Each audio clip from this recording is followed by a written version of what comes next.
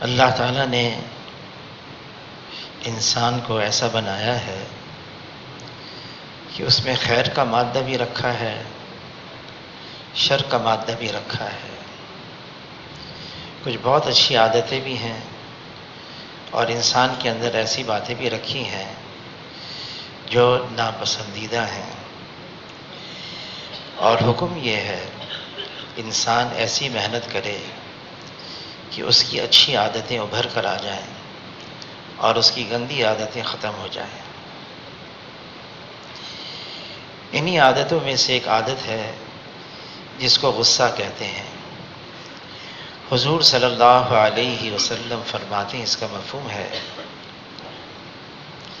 یہ غصہ شیطان کی طرف سے ہے، شیطان آگ سے ہے۔ فرمایا پانی آگ کو بجھاتی ہے، جب غصہ آ جائے تو اس کو قابو کرنے کے لیے آدمی وضو کر لے۔ فرمایا اگر کھڑا ہے تو بیٹھ جائے، بیٹھا ہوا ہے تو لیٹ جائے، اعوذ باللہ من الشیطان الرجیم پڑھ لے۔ اور ہمارے اسلاف بڑے فرماتے ہیں کہ بعض کی فطرت میں طبیعت میں غصہ آ جاتا ہے، بن جاتا ہے، اس کی جبلت میں یہ بات آ جاتی ہے، اس کو چاہیے کہ درود شریف کی کثرت کرے۔ حضور صلی اللہ علیہ وسلم کی تعلیمات میں ہے آدمی اپنے غصے کو قابو کرے، ایسا نہ ہو یہ غصہ بے قابو ہو جائے۔ حضور صلی اللہ علیہ وسلم کو بھی غصہ آتا تھا، لیکن کبھی اپنی ذات کے لیے غصہ نہیں آیا۔ حضور صلی اللہ علیہ وسلم کو کسی دنیاوی غرض کے لیے کبھی غصہ نہیں آیا۔ ہاں کوئی امر حق کی مخالفت کرے تو حضور صلی اللہ علیہ وسلم کو غصہ آتا تھا، اور جب حضور صلی اللہ علیہ وسلم کو غصہ آتا تھا تو کوئی حضور صلی اللہ علیہ وسلم کے غصے کی تاب نہیں لا سکتا تھا۔ اور صحابہ کرام فرماتے ہیں کہ جب حضور صلی اللہ علیہ وسلم کو غصہ آتا ہم سمجھ جاتے، پہچان لیتے کہ دونوں بہوؤں کے درمیان ایک رگ تھی، وہ پھول جاتی تھی، ہم سمجھ جاتے حضور صلی اللہ علیہ وسلم کو غصہ آیا ہے۔ بعض ایسے مواقع کہ حضور صلی اللہ علیہ وسلم کو بہت زیادہ غصہ آیا کہ عمر رضی اللہ تعالیٰ عنہ مدینہ منورہ میں کچھ صحیفے لے کر آ گئے حضور صلی اللہ علیہ وسلم کی خدمت میں، اور عرض کیا اللہ کے رسول دیکھیں یہ کچھ صحیفے لے کر آیا ہوں یہودیوں کے پاس سے، اور اس میں بہت ساری چیزیں ایسی لکھی ہوئی ہیں جیسے آخرت ہے، مرنے کے بعد کی زندگی ہے۔ تو وہ پڑھ کے سنانے لگے۔ ان کی نگاہ ان صحیفوں پر تھی۔ ابو بکر رضی اللہ تعالیٰ عنہ حضور صلی اللہ علیہ وسلم کا چہرہ مبارک دیکھ رہے تھے اور غصے سے رنگ میں تغیر آ رہا تھا، تو ابو بکر رضی اللہ تعالیٰ سے رہا نہیں گیا اور یوں فرمایا کہ اے عمر تیری ماں تجھ کو روئے، حضور صلی اللہ علیہ وسلم کی چہرے مبارک کی طرف تو نگاہ اٹھا کے دیکھو۔ تو عمر رضی اللہ تعالیٰ عنہ نے حضور صلی اللہ علیہ وسلم کے جب چہرے مبارک کی طرف نگاہ دوڑائی، غصے کے آثار دیکھے، فوراً میں راضی ہوں اس بات پر کہ اللہ کو اپنا رب مانوں اور رب جانوں اور اسلام کو اپنا دین اور محمد صلی اللہ علیہ وسلم کو رسول اور نبی۔ اس پر حضور صلی اللہ علیہ وسلم نے فرمایا جس کا مفہوم ہے، اے عمر یہ صحیفے جس پر اترے ہیں نازل ہوئے ہیں، اگر وہ بھی اس وقت میرے زمانے میں آ جائیں تو اس کو بھی میری شریعت پر عمل کیے ہوئے نجات نہیں مل سکتی۔ اور اتنا غصہ آیا کہ مورخین لکھتے ہیں کہ انصار مدینہ کو جب پتہ چلا کہ حضور صلی اللہ علیہ وسلم اتنے غصے میں آ گئے تھے، تلوار بھی لے کر آ گئے، وہ کون ہے جس نے حضور صلی اللہ علیہ وسلم کو اتنا غصہ دلایا۔ پھر اور بھی مواقع ہیں، کسی نے آ کے حضور صلی اللہ علیہ وسلم سے یہ بات پیش کی کہ اسامہ بن زید رضی اللہ تعالیٰ عنہ لڑ رہے تھے، لڑائی تھی، تو لڑتے لڑتے جو مد مقابل تھا غیر مسلم، اس نے کلمہ پڑھ لیا، تو اسامہ بن زید نے تلوار روکی نہیں بلکہ تلوار چلا لی۔ تو حضور صلی اللہ علیہ وسلم نے اسامہ بن زید رضی اللہ تعالیٰ کو بلایا، پوچھا کیا یہ واقعہ ہوا ہے؟ تو عرض کیا اللہ کے رسول ہاں واقعہ ہوا ہے۔ کہ جب اس نے کلمہ پڑھ لیا تھا تم نے کیوں تلوار چلائی؟ تو عرض کیا اللہ کے رسول اس نے دل سے نہیں پڑھا تھا۔ تو حضور صلی اللہ علیہ وسلم نے فرمایا، جس کا مفہوم ہے کاش تم اس کا دل چیر کر دیکھ لیتے کہ اس نے دل سے پڑھا ہے کہ نہیں پڑھا۔ اور یہ بات اتنی دفعہ فرمائی کہ اسامہ رضی اللہ تعالیٰ عنہ فرماتے ہیں میرا دل یہ چاہنے لگا کاش کہ میں ابھی مسلمان ہوا ہوتا کہ میرے سارے پچھلے گناہ معاف ہو جاتے۔ حضور صلی اللہ علیہ وسلم کو غصہ آیا، لیکن اپنی ذات کے لیے کبھی بھی حضور صلی اللہ علیہ وسلم غصہ نہیں ہوئے، اور اپنے ماتحت سے کبھی غصہ نہیں ہوئے، جو ان کے ماتحت تھے، خادم تھے، ازواج مطہرات تھیں، کبھی غصہ نہیں ہوئے۔ ہاتھ اٹھانا تو دور کی بات ہے، کبھی کوئی سخت لفظ نہیں کہا۔ اور انس بن مالک رضی اللہ تعالیٰ عنہ حضور صلی اللہ علیہ وسلم کی خدمت میں 10 سال رہے، اور فرماتے ہیں کبھی بھی حضور صلی اللہ علیہ وسلم نے مجھ سے یہ نہیں فرمایا ایسا کیوں کیا اور ایسا کیوں نہیں کیا۔ ترغیب دی ہے امت کو، یہ امت عجیب اللہ نے بنائی ہے۔ عیسیٰ علیہ السلام کو اللہ نے یہ بات پہنچائی، ایک ایسی امت آپ کے بعد آنے والی ہے، نبیوں کی طرح سے کام کرے گی، محنت کرے گی، لیکن نہ ان کے پاس علم ہوگا نہ حلم ہوگا۔ تو عیسیٰ علیہ السلام نے عرض کیا یا اللہ نہ علم ہے نہ حلم ہے، تو نبیوں کی طرح سے کس طرح سے کام کرے گا؟ تو اللہ نے یہ بات پہنچائی میں اپنے علم میں سے علم دوں گا، میں اپنے حلم میں سے حلم دوں گا۔ اب حلم کیا ہے؟ حلم یہ ہے کہ غصے کا موقع ہے، غصہ بھی آیا ہوا ہے، آدمی پھنس بھی گیا ہے، بس غصہ ہے چاروں طرف، غصے میں ہے۔ ایسے موقع پر اپنے غصے کو قابو کرنا۔ حضور صلی اللہ علیہ وسلم نے صحابہ کرام سے پوچھا بتاؤ پہلوان کون ہے؟ عرض کیا اللہ کے رسول جو ہر ایک کو پچھاڑ دے، کوئی اس کو پچھاڑ نہ سکے۔ فرمایا نہیں، پہلوان وہ ہے جو غصے کی حالت میں اپنے غصے کو قابو کر لے۔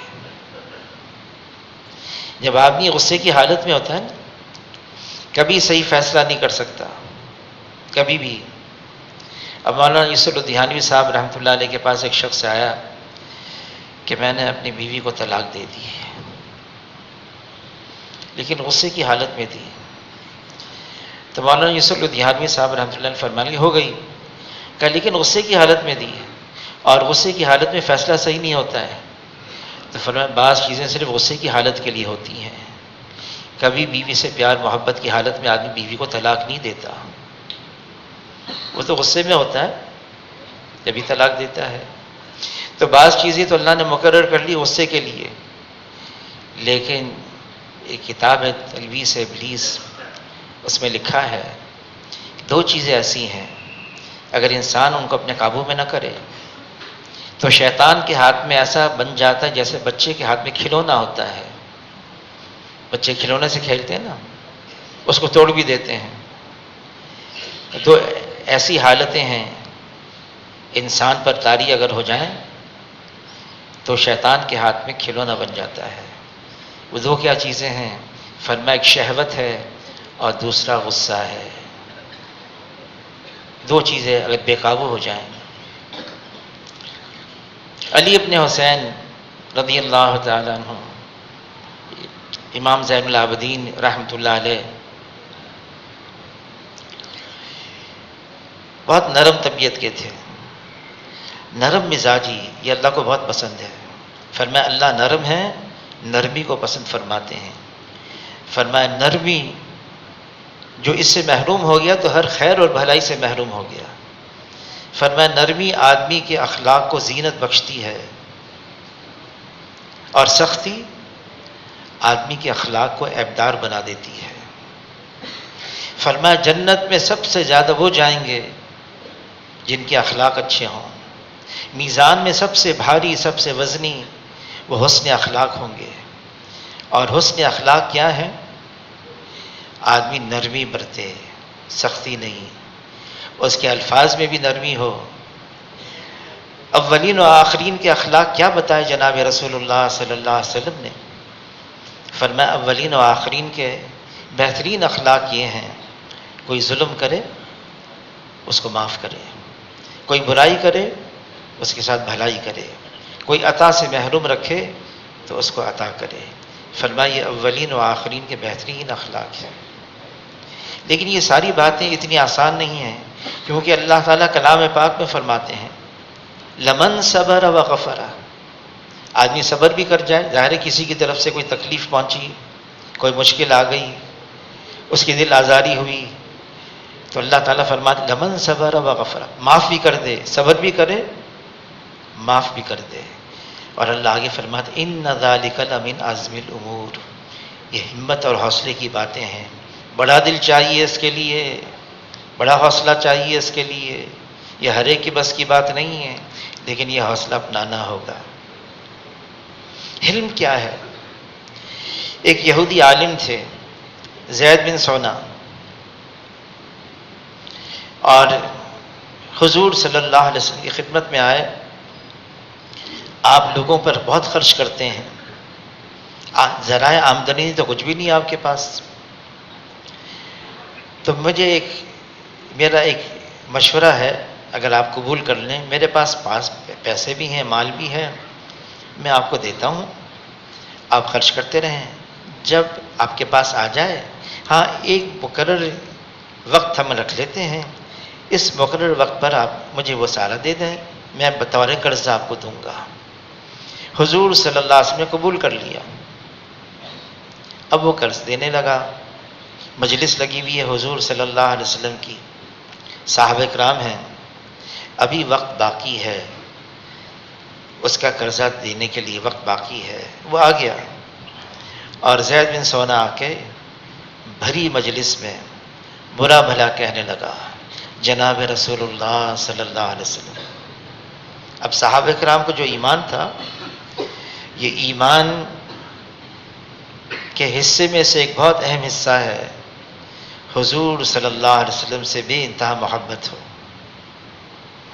اب صحابہ کرام کہاں برداشت کر سکتے تھے، لیکن صحابہ کرام کی ایک عادت تھی، حضور صلی اللہ علیہ وسلم کے سامنے کچھ کرتے نہیں تھے، ناگواری آ گئی صبر تحمل سے، جب تک کہ حضور صلی اللہ علیہ وسلم کچھ نہ فرمائیں۔ تو صحابہ کرام خاموش رہے۔ زید بن سونا، آپ ایسے ہیں، آپ کی قوم بھی ایسی ہے، مجھ سے قرضہ لیا اور واپس بھی نہیں کیا، مجھے چاہیے اپنا قرضہ، جو میں نے پیسے دی مجھے واپس چاہیے۔ عمر رضی اللہ تعالیٰ جلالی تھے، جلالی، ایسے جلالی تھے، مشہور ہے جس راستے اور گلی سے گزر جائیں اس راستے اور گلی سے شیطان بھی نہیں گزر سکتا تھا۔ اب ان کا آ گیا جلال عمر رضی اللہ تعالیٰ نے، تو زید بن سونا کو پکڑا، جھنجھوڑا اور اس کو خاموش کروا دیا۔ تو حضور صلی اللہ علیہ وسلم نے دونوں کو بلایا اور فرمایا عمر کیا ہی اچھا ہوتا، تم اس سے یوں کہتے ہیں، یہ مجلس کے آداب کے خلاف ہے، اس طرح سے شور مچانا، چیخنا چلانا، صبر کرو، ٹھہر جاؤ، اور میرے پاس آتے اور یوں کہتے اگر اس نے آپ کو قرضہ دیا ہے اور یہ ماننے آیا ہے اور آپ کے پاس ہے تو اس کو دے دیں۔ پھر فرمایا جس کا مفہوم ہے، اے عمر اب جاؤ بیت المال سے اس کا پورا قرضہ بھی ادا کرو اور 20 سا جو مزید دو.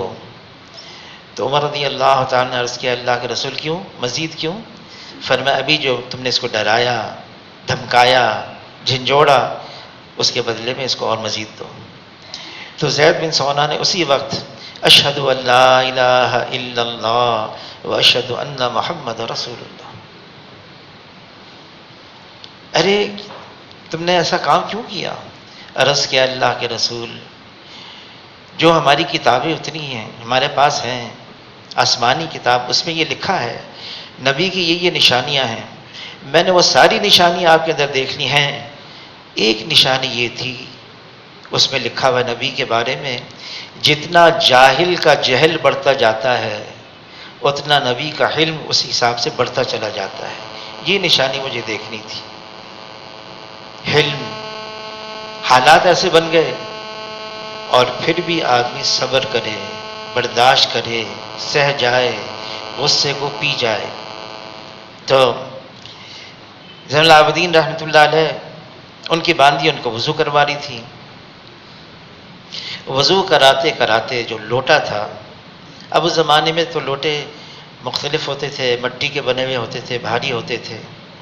وہ لوٹا اس باندھی کے ہاتھ سے گرا اور زین العابدین رحمۃ اللہ علیہ کے چہرے کے اوپر لگا اور زخم آ گیا، چوٹ لگی. غصے سے باندھی کی طرف دیکھا، فوراً باندھی نے قرآن کی آیت پڑھی والکاظمین الغیظ، والکاظمین الغیظ، کہ وہ غصے کو پینے والے ہیں. تو فوراً کہا میں نے اپنے غصے کو پی لیا. پھر دوسری آیت والعافین عن الناس، اور لوگوں کو معاف بھی کرنے والے ہیں. فرمایا میں نے تجھے معاف بھی کر دیا. اب تیسری آیت پڑھی واللہ یحب المحسنین، احسان کرنے والوں کو اللہ ان سے محبت کرتے ہیں. فوراً فرمایا میں نے تجھے آزاد کیا، جا تجھے آزاد کیا. اللہ تعالیٰ نے غصے کو پی جانے والوں کو ان کی تعریفیں کی ہیں.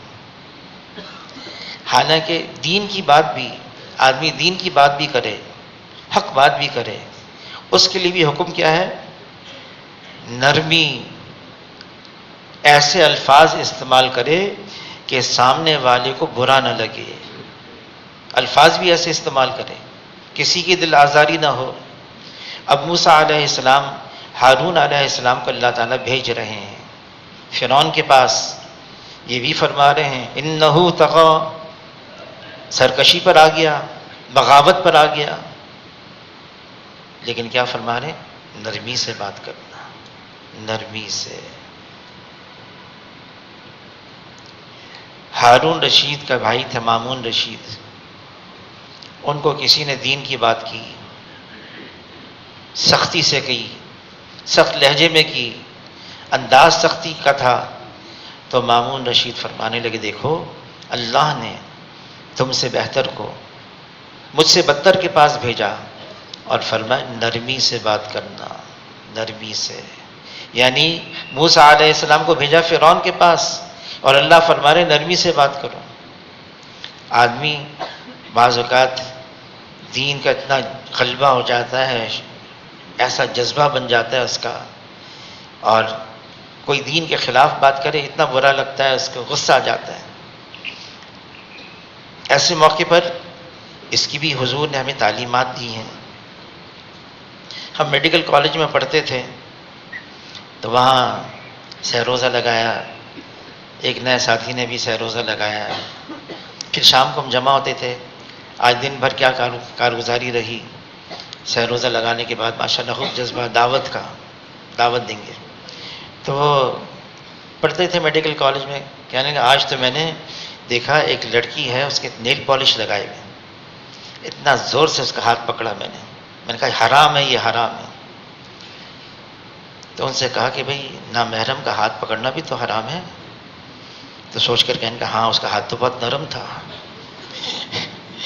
اب یہ ہے کہ آدمی جذبے اور جوش میں آ کر کیا کرنا ہے؟ ہمیں پھر بھی وہی کرنا ہے جو حضور صلی اللہ علیہ وسلم نے ہمیں فرمایا ہے. غصے کو قابو کرنا ہے. حضور صلی اللہ علیہ وسلم فرماتے ہیں اس کا مفہوم ہے اللہ کو وہ آدمی پسند ہے جس کو دیر میں غصہ آیا اور جلدی ختم ہو جائے، اور فرمایا اللہ کو وہ آدمی پسند نہیں کہ غصہ تو جلدی آ جائے اور دیر سے ختم ہو، اور فرمایا جس کا مفہوم ہے جس کو دیر سے غصہ آئے اور دیر سے غصہ جائے برابر سرابر، یا جس کو جلدی غصہ آئے اور جلدی سے چلا جائے یہ بھی برابر سرابر۔ فرمایا پسند تو وہی ہے آئے غصہ دیر سے، ہے انسان کی فطرت میں، اور جلدی چلا جائے کوئی بات نہیں۔ اچھا آدمی کو غصہ کب آتا ہے؟ جب کوئی ناگواری طبیعت کے خلاف، مزاج کے خلاف، یہ تو آتی رہیں گی۔ دیکھیں ہماری اجتماعی زندگی ہے، اجتماعیت دیے نا، اعمال بھی اجتماعی دیے ہیں۔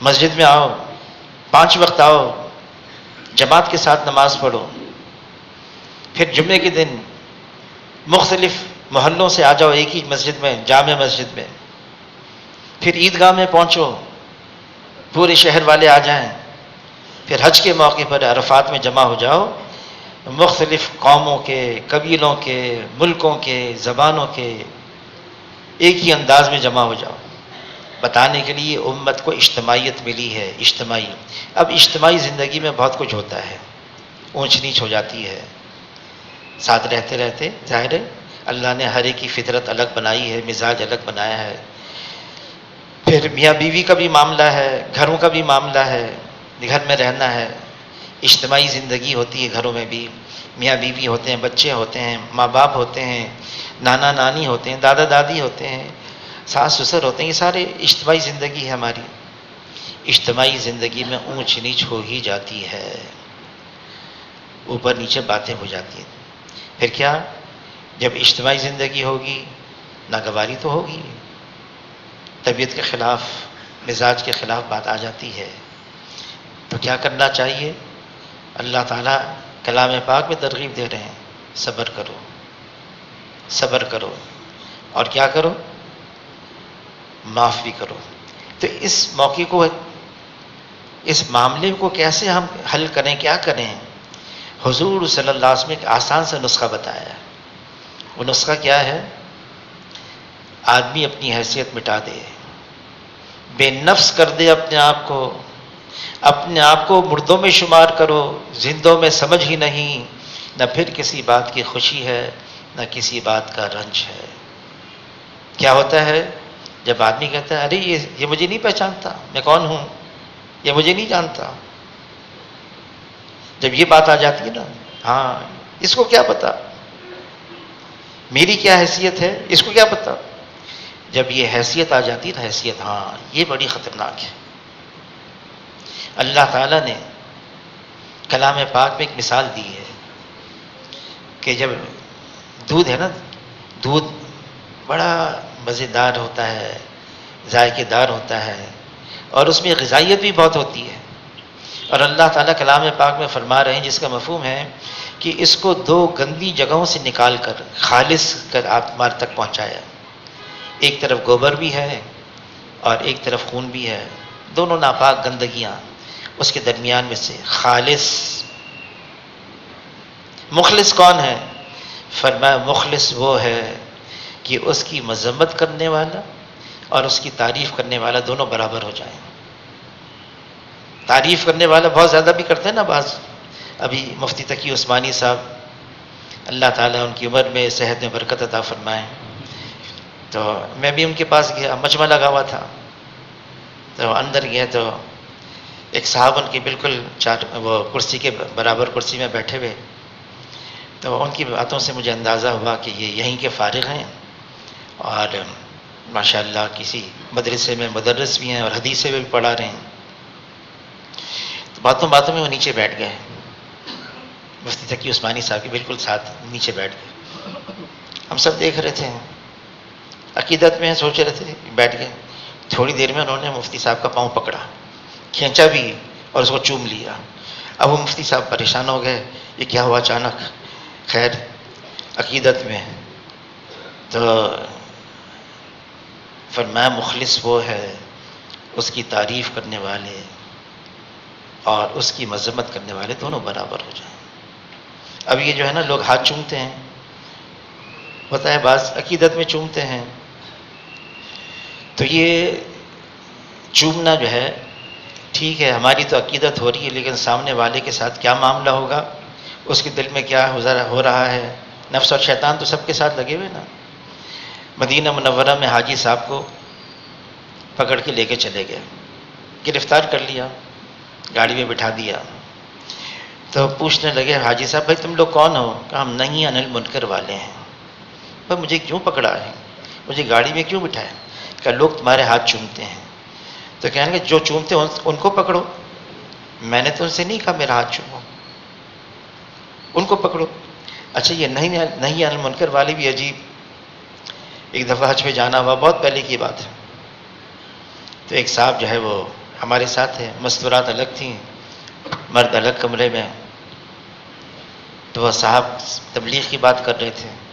ان کا تبلیغ تو بہت اچھی ہے، امر بالمعروف تو کرتے، نہیں انل منکر نہیں کرتے۔ خیر ترغیب دیتے رہے ان کو، کہنے کا اچھا میں بھی جا رہا ہوں، ظہر کی نماز پڑھ کے ان نے کہا میں بھی جا رہا ہوں، جدہ جا رہا ہوں اہلیہ کے ساتھ وہاں شاپنگ کرنے کے لیے، پھر واپس آؤں گا، آپ سے تفصیل سے بات ہوگی۔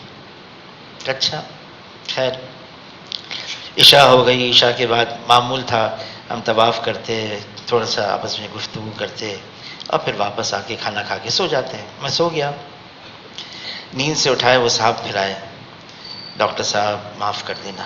میں نے کہا کیا ہوا؟ کہا میری کارگزاری تو سنائیں آپ۔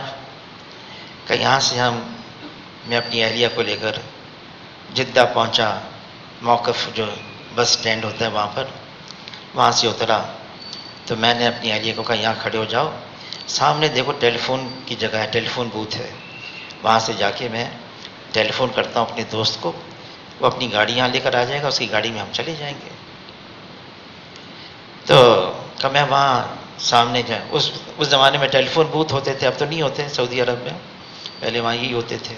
تو میں گیا ٹیلی فون بوتھ پر اور میں نے اپنے دوست کو فون کیا، اتنے میں جیپ آئی پیچھے اور اس نے کہا السلام۔ تو میں نے کہا پتہ نہیں کیا کہہ رہے ہیں، اتنا ضروری کام کے لیے میری اہلیہ وہاں کھڑی ہوئی ہے۔ تو انہوں نے 3-4 دفعہ کہا السلام۔ میں اپنے دوست کو فون ملا رہا تھا، اتنے میں دیکھا ان میں سے ایک اترا، مجھے زور سے پکڑا اور فون رکھا اور مجھے پکڑ کے اپنی زبردستی اپنی جیپ میں پیچھے بٹھا دیا۔ ارے میں نے کہا بھائی کہاں لے کے جا رہے ہیں؟ میں نے شور مچانا شروع کیا تو اس ایک نے زور سے میرے سینے پہ مکہ مارا۔ کہ ویسے میں دل کا مریض میں چپ کر کے بیٹھ گیا۔ میں نے پھر دیکھا کہ 2 اور وہاں پر ہیں، وہ بنگالی لہجے میں بات کر رہے تھے۔ میں نے کہا مجھے بتاؤ تو صحیح، میری بیوی وہاں کھڑی ہوئی ہے، مجھے کیوں لے کے جا رہے ہیں، کہاں لے کے جا رہے ہیں؟ کہنے کا بات یہ ہے یہ نہیں انل منکر والے ہیں، اور آپ نماز کے وقت ٹیلی فون پہ بات کر رہے تھے، انہوں نے آپ کو منع کیا، آپ نہیں سنے، اس لیے انہوں پکڑ کے آپ کو لے گئے۔ کہاں لے کے جائیں گے؟ کہا تھانے لے کے جائیں گے۔ فوراً انہوں نے جو آگے تھے بیٹھے پولیس والے شرطی، انہوں نے کہا کہ اقامہ کیا مانگ رہے ہیں؟ کہنے یہ آپ کے پاس اقامہ ہے؟ کہا اقامت میں تو حج کے لیے آیا ہوں۔ اچھا معلم کا کاغذ ہے، کوئی کارڈ ہے؟ کہاں ہے؟ کہ معلم کا کارڈ ان کو دے دیا۔ کہ کیا کروں، میری بیوی انتظار میں۔ تو وہ جو تھے بنگالی تھے، انہوں نے کہا گھبراؤ مت، تمہارا تو کچھ نہیں کیا، ہمارا تو اقامہ رکھ لیا انہوں نے۔ ایسا کرنا وہاں جب پہنچیں گے نا تھانے، تو وہ نماز کا وقت ہے، تم ان سے کہنا مجھے نماز پڑھنی ہے، تو مسجد ہے، اس مسجد میں چلے جانا، اس کو پہلے دیکھنا سارا کہ اس کا ایک دروازہ باہر کھلتا ہے، اس کے قریب جا کے تم نماز پڑھنا، پھر جب نماز سے فارغ ہو جاؤ اس دروازے سے تم باہر نکل جانا اور تم آزاد ہو جاؤ گے، ہم تو جا نہیں سکتے، ہمارا تو اقامہ رکھ لیا۔ تو وہ صاحب کہنے لگے میں نے ایسے ہی کیا۔ میں نے کہا السلام، تو انہوں نے کہا تحت نیچے جاؤ مسجد ہے۔ وہ میں نیچے گیا، میں نے پہلے جائزہ لیا باہر کا دروازہ کون سا ہے، اس کے قریب جا کے میں نے نماز پڑھی۔ نماز کے بعد میں باہر نکلا، باہر نکلتے ہی نہ ادھر دیکھا نہ ادھر، بھاگنے لگا ایسا بھاگا، ویسے ہی میں دل کا مریض، لیکن میں بھاگتا رہا یہاں تک کہ وہاں پر ایک ٹیکسی ملی، ٹیکسی پکڑی اور جا کے موقف پہنچا۔ اب وہ بیوی کے سامنے اترا، اس نے وہ مجھے سنانا شروع کر دیا۔ بیوی نے کہا میری تو پہلے سنو تم، کہ مجھے یہاں اتنی دیر تک رکھا، مجھے نماز بھی پڑھنی ہے۔ بہرحال خیر پھر ہم نے فنانس سے جا کے نماز بھی پڑھی اس نے، میں نے دوست کو فون کیا جا کے، اور پھر شاپنگ کیا ہوتی، موڈ ہی اتنا خراب ہو گیا تھا، واپس یہاں آ گئے۔ مجھے بات سمجھ میں آ گئی کہ نہیں آنا منکر کیا ہوتا ہے۔ بہرحال پھر انہوں نے یہاں پر ماشاءاللہ آئے اور اپنی اہلیہ کے ساتھ ہمارے ساتھ سہ روزہ بھی لگایا انہوں نے۔ تو بہرحال اب یہ ہے کہ آدمی نرمی سے، اخلاق سے، ایسی شائستہ انداز سے بات کرے۔ اگر دل جیت لیا، کسی کا دل جیت لیا، پھر جو مرضی ہے اس سے آپ کام کروا لیں۔ اگر آپ نے اس کا دل نہیں جیتا، دل میں کوئی بات آ گئی، تو پھر آپ سے کوئی کام نہیں کروا سکتے۔ عمر بن عبدالعزیز رحمۃ اللہ علیہ فرماتے ہیں کہ دل جیتنے کی چیزیں بتاؤں میں، آدمی کیسے دل جیتے؟ فرمایا دل جیتنے کا ایک طریقہ یہ ہے کہ انتقام کا پوری قدرت ہو۔ کسی نے آپ کے ساتھ برائی کی، خرابی کی، اس کی طرف سے کوئی تکلیف پہنچی اور آپ کو اس سے انتقام لینے کا پورا موقع مل گیا، لیکن اس ایسے موقع پر آپ اس کو معاف کر دیں، آپ اس کا دل جیت جائیں گے۔ پھر فرمایا کہ آپ کو بہت غصہ آیا کسی پر، اتنا غصہ ہے شدت کا، اس وقت آپ نے اپنے غصے کو قابو کر لیا، آپ سامنے والے کا دل جیت جائیں گے۔ ایک تو کیا فرمایا؟ معاف کرنا، غصے کو قابو کرنا، اور فرمایا کہ آدمی اگر وہ تم سے توڑے تو تم اس کے ساتھ جڑ جاؤ۔ وہ نہیں ملنا چاہتا، آپ پھر بھی اس کو سلام کرتے رہیں، آپ پھر بھی اس سے ملاقات کرتے رہیں، آپ اس کا دل جیت جائیں گے۔ فرمایا جو لوگوں کا دل جیتتا ہے وہ اللہ کے یہاں بھی محبوب بن جاتا ہے، وہ اللہ کا بھی پسندیدہ بن جاتا ہے۔ جو لوگوں کا دل جیتتا ہے اپنے اخلاق کے ذریعے سے، اور اگر کسی کا دل اس نے دل آزاری کر لی، کسی کا دل کو دکھا دیا، تو پھر اللہ بھی خوش نہیں ہوتے اس سے، اللہ بھی اس سے خوش نہیں ہوتے۔ اچھا جب آدمی کو غصہ آتا ہے تو ایسا بھی ہوتا ہے کہ اس نے چلو اس وقت تو قابو کر لیا غصے کو، لیکن اگر دل میں کوئی چیز رکھ لی اس نے، یہ اس سے زیادہ خطرناک ہے۔ کینہ، بغض، حسد، نفرت، یہ اس سے بھی زیادہ خطرناک ہے، بہت خطرناک چیز۔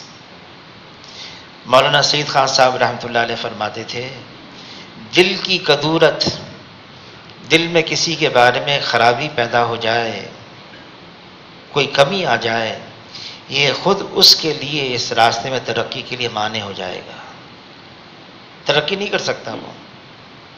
دل میں کسی کی برائی آ گئی، غصہ آیا، غصہ آنے کے بعد پھر اپنا دل بھی صاف رکھے، دل میں کوئی خرابی نہ آئے کسی کے بارے میں۔ اگر دل میں خرابی آ گئی، دل میں کسی کے لیے نفرت پیدا ہو گئی، تو اس کے لیے پھر یہ نقصان دہ ہے، اس کی ترقی بند ہو گئی۔ اب آدمی دل کو کیسے صاف رکھے؟ اپنی خامیاں، اپنی برائیاں سامنے آئیں، دوسروں کی خامیاں سامنے نہ رکھے، اپنی خامیاں ہوں۔ اب کسی کے ساتھ معاملہ ہے، پارٹنر ہے، اس کے ساتھ اشتراک ہے، کام کر رہا ہے اس کے ساتھ، یا ملازم ہے اس کے ساتھ کام کر رہا ہے،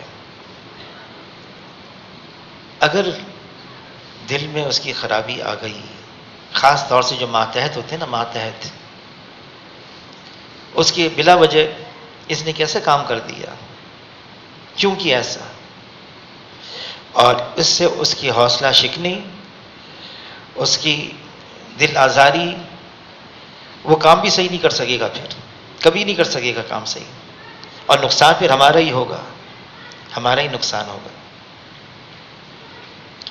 اب جو اللہ تعالیٰ دو گندی جگہوں میں سے خالص دودھ کو نکال رہے ہیں، تو حضور صلی اللہ علیہ وسلم فرماتے ہیں اس کا مفہوم ہے دو خصلتیں ایسی ہیں انسان کے اندر کہ اگر ان کو قابو نہ کیا، فرمایا دو بھوکے بھیڑیے ان کو بکریوں کے ریوڑ میں چھوڑ دیا جائے اتنا نقصان نہیں پہنچاتے جتنا یہ دو خصلتیں۔ وہ تو کون سی دو خصلتیں ہیں؟ فرمایا ایک حب جاہ ہے اور ایک حب مال ہے۔ انہی کی وجہ سے غصہ آتا ہے، انہی کی وجہ سے نفرتیں پیدا ہوتی ہیں، انہی کی وجہ سے جھگڑے ہوتے ہیں۔ اور حب جاہ، میں بھی کچھ ہوں، فرمایا اس کی مضرت حب مال سے زیادہ شدید ہے۔ اب آدمی بے نفس کیسے ہوگا؟ مولانا جمشید صاحب رحمۃ اللہ علیہ فرمانے لگے جتنے بھی انبیاء علیہ السلام تشریف لائے، آدم علیہ السلام سے لے کر جناب رسول اللہ صلی اللہ علیہ وسلم تک، سارے نبیوں کے اندر کچھ باتیں مشترک تھیں۔ ان میں سے ایک جو بات مشترک تھی تمام نبیوں میں، تمام انبیاء علیہ السلام میں، وہ یہ تھی کہ ہر نبی سے اللہ نے بکریاں چروائی ہیں، ہر نبی سے بکریاں چروائی ہیں۔ اور مولانا جمشید صاحب رحمۃ اللہ علیہ فرمائیں اس کی حکمت کیا تھی؟ بکریاں چرانا کوئی آسان کام نہیں۔ جو چرواہا ہوتا ہے اس کے ہاتھ میں ایک ڈنڈا ہوتا ہے، بکریوں کا ریوڑ ہوتا ہے، اور بکری کی فطرت اللہ نے یہ بنائی ہے کہ بکری اگر بھاگ جائے ریوڑ سے، اگر چرواہا اس کے پیچھے بھاگے تو اور آگے بھاگتی ہے، اور بھاگے تو اور بھاگتی ہے۔ تو چرواہے کیا کریں؟ کہ چرواہے کو بہت غصہ آتا ہے، نہ بکری کو چھوڑ سکتا ہے نہ بکری کو مار سکتا ہے، ڈنڈا ہے ہاتھ میں۔ اگر یوں کہہ دیا اس نے بکری سے جا رہی ہے، جائے جہنم میں جہاں جانا ہے، کس کا نقصان ہے؟ چرواہے کا۔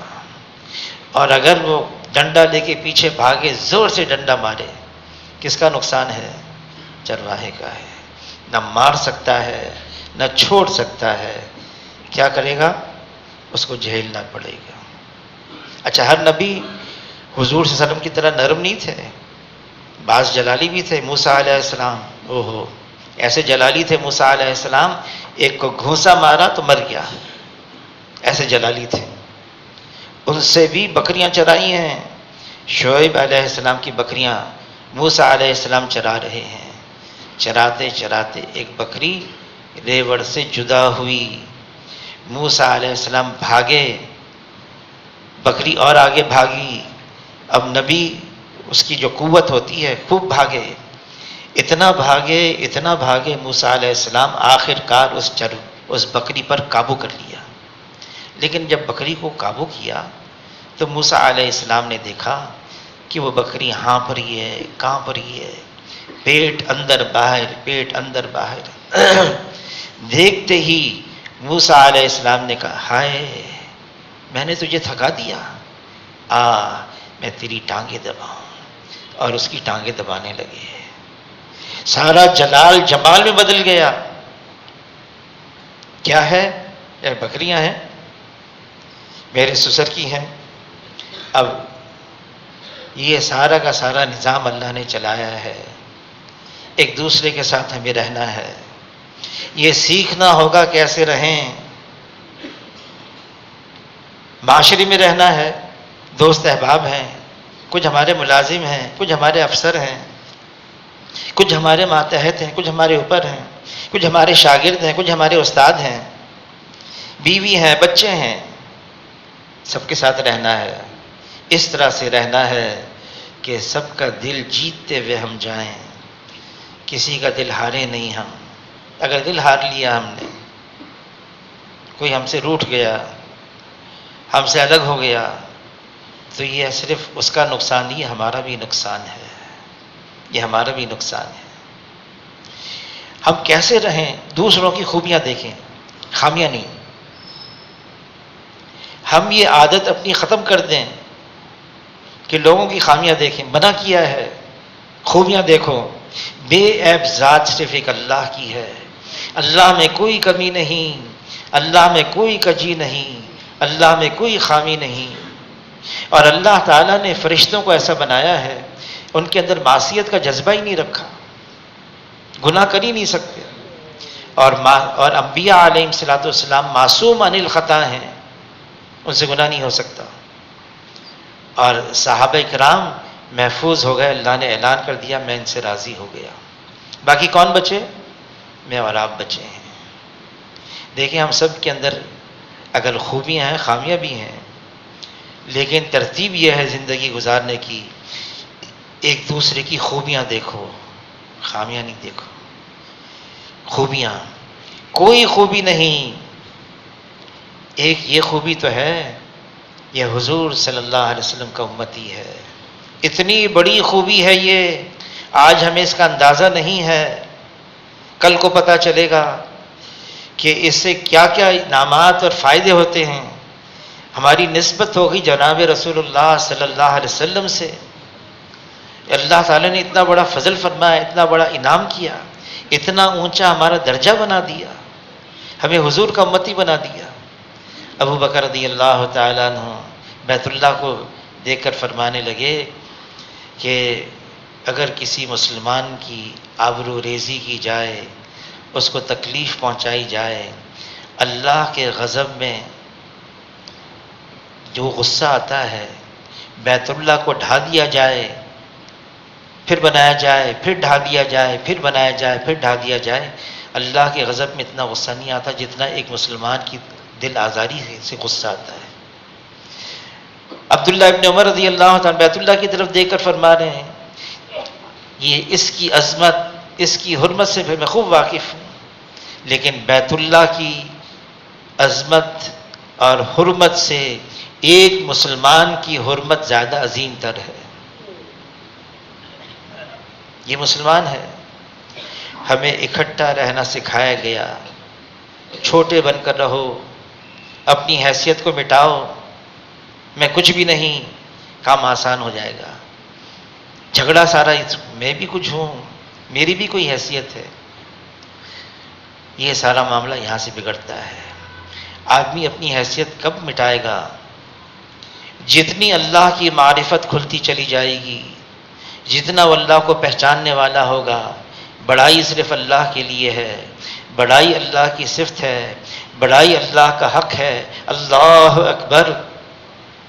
فرمایا اگر کسی میں اتنی بڑائی بھی آ گئی، رائے کے دانے کے برابر، جنت تو دور ہے، یہ جنت کی خوشبو بھی نہیں سونگھے گا.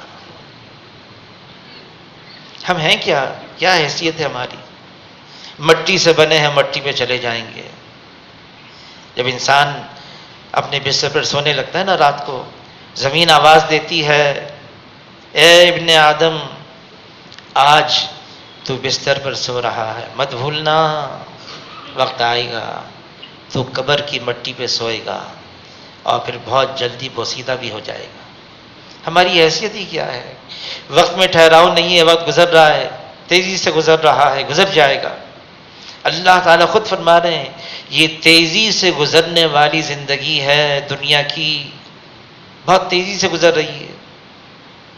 چلے جائیں گے، مٹی میں مل جائیں گے. کیا ہے یہاں کی؟ اگر کسی کی طرف سے کوئی تکلیف پہنچے، ہاں بعض اوقات انسان بہت پریشان ہوتا ہے، بہت گھبراتا ہے، ایسا کیوں ہوا، اس نے ایسا کیوں کیا. تو کیا کرے آدمی؟ اب جیسے طائف کا واقعہ ہم نے سنا نا، پتھر مارے گئے حضور صلی اللہ علیہ وسلم پر، ایسی بے رخی سے. کیا کرے؟ اللہ سے اپنا معاملہ رکھے، دعا مانگی اللہ سے. اور دعا کیا مانگی؟ اے اللہ میں ان کی شکایت نہیں کرتا ہوں، میں تو اپنی کمزوری کی شکایت کر رہا ہوں، میں ان کو بات بتا نہیں سکا. جب کوئی ایسا معاملہ ہو، آدمی نماز پڑھے، دعا کے لیے ہاتھ اٹھائے، اللہ سے مانگے. اور جب آدمی یہ عمل کرے گا نا، اس کا دل مطمئن ہو جائے گا، اطمینان آ جائے گا. اللہ اس کے حالات بنا دیں گے. حالات کا تعلق باہر کی زندگی سے نہیں ہے، مال ہو، نقشے ہوں، چیزیں ہوں. حالات کا تعلق تو اندر سے ہے۔ دل کا غنی یہ ہے غنا، دل کا فقیر یہ ہے فقر۔ دل میں اطمینان ہے، خوشیاں ہیں، مطمئن ہے، میرا اللہ کے ساتھ تعلق ہو گیا، مطمئن ہے۔ اور اگر اللہ کے ساتھ تعلق نہیں، اللہ کی معرفت حاصل نہیں، پھر پریشان ہے، کیوں اس نے ایسا کیا، ایسا کیوں کہا؟